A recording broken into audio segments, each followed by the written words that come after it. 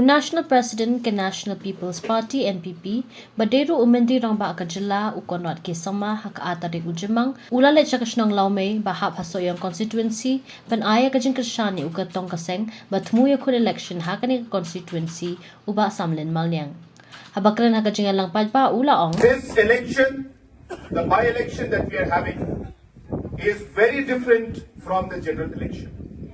In the general election, we don't know who will be chief minister. In general election, we don't know who will form the government. And therefore, we don't know who to vote for.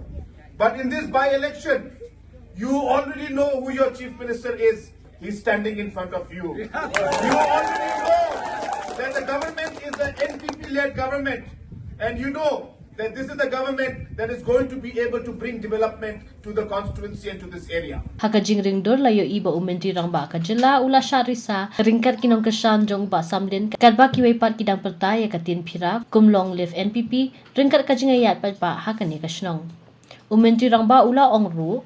I'm very happy to inform you that today the PDF party has had its central executive meeting.